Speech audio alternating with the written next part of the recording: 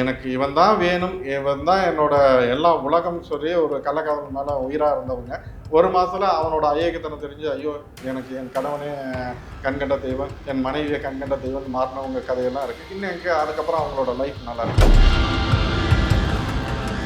கணவன் மனைவியாக இருந்தாலும் சரி, அவங்களோட பிரச்சனையை தீர்க்கறதுக்கு நான் கடத்துறது வராகியை கொண்டே தான் நான் எல்லாத்துக்கிட்டையும் கடத்திருக்கேன். சாமியை கும்பிடு 365 நாள் வீட்டில் விளக்கேற்று, எந்த பிரச்சனையும் ஒன்று ஆண்டாது.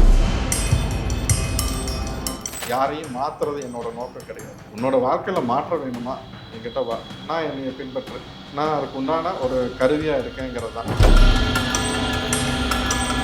இதை வச்சு நம்ம ஸ்கேம் பண்ணுறோமா, இதை வச்சு நம்ம சம்பாதிக்கிறோமா, அவங்களுக்கு தகுந்த மாதிரி அவங்களோட பிரச்சனையை தீர்வு தரும் ஒரு ஸ்தலமாக தான் நம்மளோட பற்றவை மந்திராலயம் இருக்குது. கடவுளை நம்பு, என்னைக்கு கைவிட மாட்டாங்கிறத என்னோட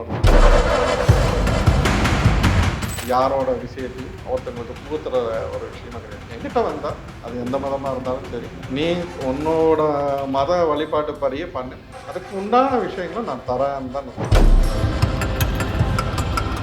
குறைஞ்சபட்சம் வெளி உலகத்துக்கு என்னை காட்டுக்கிட்டது ஒரு 10 வருட காலமாக. சரி, இந்த 10 ஆண்டுகளா நீங்க சந்திக்கக்கூடிய பிரச்சனைகளை அதிகமான பிரச்சனையா வீட்டுக்காரும் வேணும், பிடிச்சவரும் வேணும் அப்படிங்கிற மாதிரி பிரச்சனைகள் நிறைய சந்திக்கிறீங்க.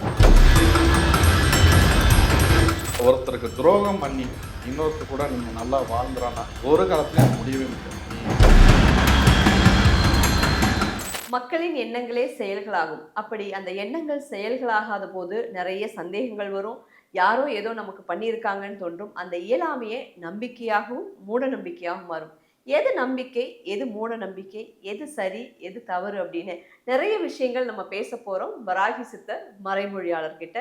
உங்களுடைய கேள்விகளை தான் என்னோட வழியில கேட்க போறேன். ஒருவேளை இந்த மாதிரி வித்தியாசமான கேள்விகள் உங்களுக்கு இருந்தா இந்த வீடியோக்கு கீழே நீங்க கமெண்ட்ஸா கூட கேட்கலாம். அடுத்து வர வீடியோக்குள்ள அந்த கேள்விக்கான பதில் அவர் சொல்லுவாரு.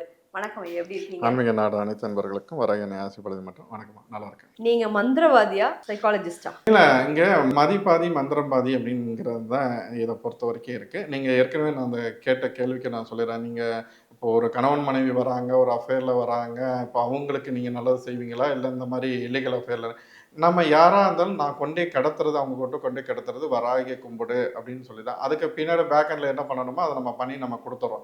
இப்போ இது கும்பிடும் போது ஒரு கெட்ட எண்ணத்தோட ஒருத்தங்க வந்து ஒரு வேலையை செய்கிறாங்கன்னா அவங்களுக்கு புத்தி போட்டி அவங்களோட வாழ்க்கை நல்லா இருக்கிறதுக்கு அந்த விஷயத்த அந்த அம்மா கொண்டே சேர்த்துருவேன். நீ நல்லவனாக இருந்தாலும் நான் வராகியத்தை கொடுக்குறேன், நீ கெட்டவனாக இருந்தாலும் வராகியத்தை நான் கொடுக்குறேன். என்ன காரணம், என்ன கர்மா அப்படின்னாக்கா, அவனோட வாழ்க்கையில, அதாவது கெட்டவனா இருந்தாலும் அவனோட வாழ்க்கையில வராயிங்கிற தெய்வம் உள்ள என்றானுங்கிறது என்னோட இல்ல அவனோட வாழ்க்கையில வராயிங்கிறது என் மூலியமா என்றானுங்கிறது விதி, கர்மா.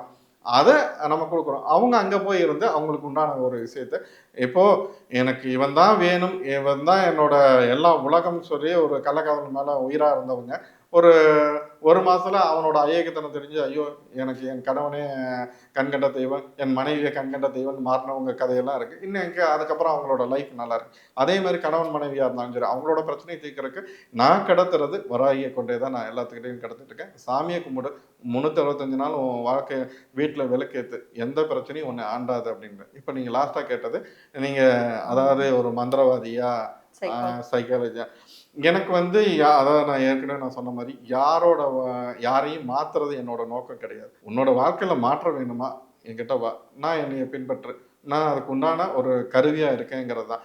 இப்போது ஒரு சில விஷயத்த சொல்லி புரிய வைக்கலாம், ஒரு சிலருக்கு சொல்லி புரிய வைக்கலாம், ஒரு சிலருக்கு அதுக்கு உண்டான வித்தையை நம்ம செஞ்சால் தான் புரியும். சிலர் ஏற்றுக்கவே மாட்டாங்க. இன்றைக்கி நான் ஏற்கனவே ஒரு வீடியோவில் பேசுகிறேங்க, கன்னியாகுமரியில் அந்த அம்மாவுக்கு என்ன செஞ்சாலும் அவங்களுக்கு என்னென்னா அந்த இருக்கு மனசுக்குள்ள அந்த மாதிரியான பிரச்சனை இருந்துக்கிட்டே இருக்குன்னு. அப்போ அது அந்த இடத்துல போய் அவங்களுக்கு உண்டான ஒரு சில விஷயங்களை நம்ம செஞ்சால் தான் அவங்களுக்கு அந்த புரிதல், ஓ இதோட முடிஞ்சு போச்சு அப்படிங்கிற என்ன இருக்குது. அப்போ சிலருக்கு இதையும் நம்ம செய்ய வேண்டியதாக இருக்குது. அதுக்காண்டி இதை வச்சு நம்ம ஸ்கேம் பண்ணுறோமா, இதை வச்சு நம்ம சம்பாதிக்கிறோமா, அவங்களுக்கு தகுந்த மாதிரி அவங்களோட பிரச்சனையை தீர்வு தரும் ஒரு ஸ்தலமாக தான் நம்மளோட கொற்றவை மந்திராலயம் இருக்குது. யாரோட விஷயத்தையும் ஒருத்தங்களுக்கு புகுத்துற ஒரு விஷயமா கிடையாது. என்கிட்ட வந்தால் அது எந்த மதமாக இருந்தாலும் சரி, நீ உன்னோட மத வழிபாட்டு படியே பண்ணு, அதுக்கு உண்டான விஷயங்களும் நான் தரேன்னு தான் நான் சொல்கிறேன். கடவுளை நம்பு, என்னைக்கு கைவிட மாட்டாங்கிறத என்னோட நோக்கம். எவ்வளோ வருஷமா நீங்க பார்த்துட்டு இருக்கீங்க இந்த மாதிரி? இங்கே ஒரு விஷயத்த நல்லா புரிஞ்சுக்குங்க. இப்போ எல்லாரும் என்ன நினைக்கிறாங்க, ஒரு 50 வருஷமா இதில் இருக்காரு, ஒரு 30 வருஷமா இருக்காரு. அப்போ ஆ 30 வருஷமா இருக்கிறவர், ஒரு 80 வயசுல இருக்கிறவர்லாம் வந்து ரொம்ப பழந்தேன்னு கொட்டப்பட்டவரு. இவருக்கு தான் வித்தைகள் தெரியும் அப்படின்னு நெனச்சுக்கிறாங்க. எல்லாம் இது பண்ணிக்கிறாங்க. ஒரு 80 வயசுல மதிக்கத்தக்க ஒருத்தரு, அ அவரு மாந்திரீக வேலை செஞ்சு, அவரு அது ஒரு சில பாதிப்புக்கு உள்ளாகி, அவரு ஒரு பிரச்சனைய தீர்க்கிறதுக்கு என்கிட்ட வந்தாரு. 80 வயசுல இருக்கிறவருக்கு எவ்வளோ அனுபவம் இருக்கும். இப்போ இங்க அனுபவம் முக்கியமா? வயது முக்கியமா? எது முக்கியம்? இல்ல, இல்ல. அ நீங்க எவ்ளோ மக்கள எவ்ளோ இல்ல இங்க வருஷமா எல்லாரும் அதான் நெனச்சேன். நான் இப்போ நான் சொன்ன ஒரு குறைஞ்சபட்சம் வெளி உலகுக்கு என்னைய காட்டிக்கிட்டது ஒரு 10 வருட காலமா தான். சரி. இந்த 10 வருஷமா தான் நீங்க இருக்கீங்க. ம். ஆனா உங்களுக்கு ஒரு 30 பிளஸ் இருக்கும்னு நான் ம். நெனைக்கிறேன்னு வச்சுக்கோங்களேன். ம். ஒரு 10 வயசுல உங்களுக்கு குறைஞ்சபட்சம் சமூக அறிவு வந்திருக்கும். ம். குடும்பங்கள் இப்படி இருக்கும். இந்த நாடு இப்படி இருக்கும். ஊர் இப்படி இருக்கும். வீதி இப்படி இருக்கும்னு தெரியும் இல்லையா? இப்போ உங்களோட 10 வயசுல பார்த்த தமிழ்நாடு 20 வயசுல இல்ல. ம். 20 வயசுல பார்த்த தமிழ்நாடு இப்ப 30 வயசுல இல்ல அப்படின்னு நான் புரிஞ்சுக்கிறேன்னு வச்சுக்கோங்களேன். நீங்க பார்க்க ஆரம்பிச்ச காலத்துல இந்த கணவன் மனைவி பிரச்சனை, கள்ளக்காதல்னு சொல்லக்கூடாது. உறவு மீறிய காதல்னு சொல்லணும்னு சொல்றாங்க. சரி. இந்த பிரச்சனை எல்லாம் கம்மியா இருந்தது. முதல்ல காதலிப்பாங்க, வீட்ல சேர்த்து வைக்கலின்னா, காதலனை நினைச்சு வாழ்ந்த ஆண்களும் உண்டு, பெண்களும் உண்டு.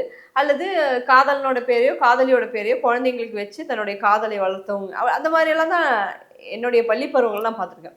ஆனா இப்போ எல்லாரும் ஒண்ணு வச்சுக்கிட்டேன், வச்சுக்கிட்டேன், வச்சுக்கிட்டேங்கிறாங்க.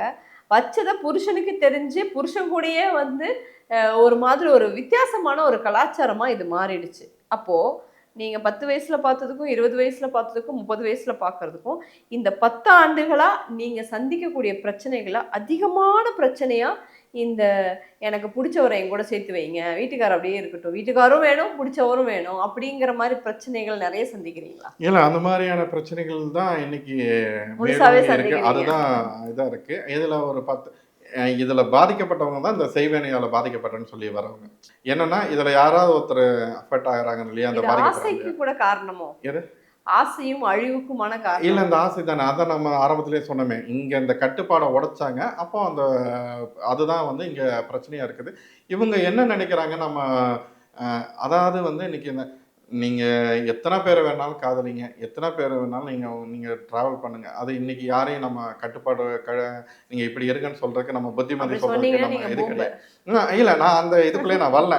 நீங்க அப்படின்னு நீங்க ஒருத்தருக்கு துரோகம் பண்ணி, இன்னொருத்தர் கூட நீங்க நல்லா வாழ்ந்துறான்னா, ஒரு காலத்துலயும் அது முடியவே முடியாது. ஒருத்தருக்கு துரோகம் பண்ணிட்டு, இன்னொருத்தர் கூட நம்ம வாழ்ந்துடலான்னா, நீ யார் கூட வாழ்ந்தாலும் அவங்க கூட உண்மையா இரு. அவ்வளோதான். நீ யார் கூட நீ 2வது புருஷனா இருக்கலாம், 3வது மனைவியா இருக்கலாம், நீ என்னவா வேணாலும் இருந்துட்டு போ. இல்ல 3வது கள்ளக்காதலியா இருக்கலாம், ஒரு 10வது காதலியா இருக்கலாம். நீ என்ன வேணாலும் இருந்துட்டு போ. ஒருத்தருக்கு நீ யார் கூட வாழ்ந்தாலும் அவங்க கிட்ட உண்மையா இரு. துரோகம் செய்யாத. இது இருந்தாவே உன்னோட துரோகம் இல்லாத ஒரு வாழ்க்கை கண்டிப்பா உனக்கு நல்லத தான் செய்யும். நாம துரோகம் பண்ணணும். இன்னைக்கு பழகுறவங்களே என்ன நினைக்கிறாங்க?